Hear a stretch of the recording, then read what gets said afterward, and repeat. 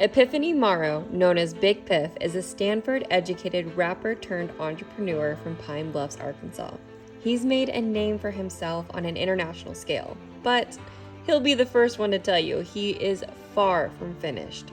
Big Piph performs in Bentonville a lot, so today I'm meeting up with him to hear more about his background and ties to Arkansas. Looks like Piph beat us here. I've got his tea, I got a coffee for me, and we're gonna sit down. Piph, it's so good to see you, man. How are you? Start off. Piph, could you tell me a little, how do you define yourself? As a person, I say work in progress. Like, I'm always trying to improve as a person. But as an artist, I say hip hop adventurer now. Nice. Yeah, it's something the IRS doesn't respect, but it's kind of like my overarching view of like what I do. And I kind of think of it like in 3 buckets. So it's like the hip hop artistry, right? So from emceeing to making videos to visuals to programming.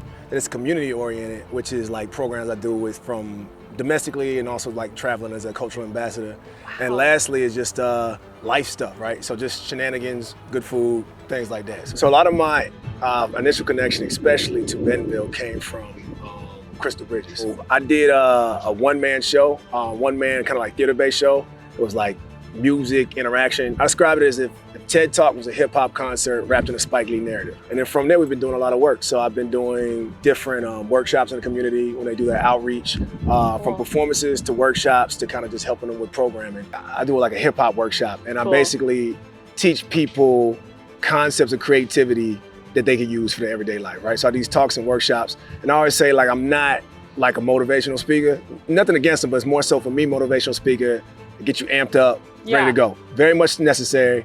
I'm kind of big on like just leaving little tools and pragmatic tips. So it's like through hip hop and my years of living in the culture, I basically have like learned so much that have helped me become like just a better person.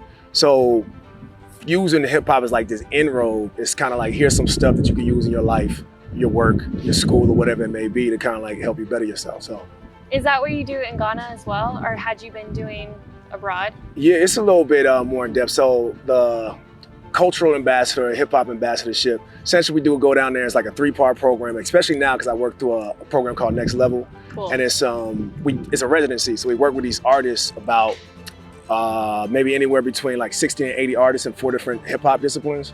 And I initially started coming on just doing the MCs, and you would have a show at the end. So we would teach them, and at the end they would have a show. But also I perform as well, and then we do like one-off workshops in the community, and then kind of like make music with the local artists. What are some words of encouragement you would give to artists who are just starting out? Yeah, I have 2. Is that okay? Yeah. All right. The first is do something. So a lot of times we get so caught up in our head, or we think our ideas are so great. Yeah. And then it's kind of like, you know, if I did that, you see something that happens, it's like, man, I had that same idea. But the difference between having that idea and them executing it is actually doing something. Straight up, hey, I'm gonna create this, put it out in the world, see what happens, learn. Like, don't always bet on like, when I drop this, the whole game's gonna change. It's more so like, all right, I made this happened, cool. Make something else, make something else, make something else. And the more is more, other one's more like a kind of a life mantra I use nowadays. It's just kind of like moment by moment controlling what you can control. Cool. Right? So it's just kind of like, at this moment, there's no better thing than like me having this interview with you. Like, this conversation is the dopest thing that could be possible because it's the thing that exists in this moment. And then also control what you can control, because there's a lot of stuff we trip on that we just don't have power to control.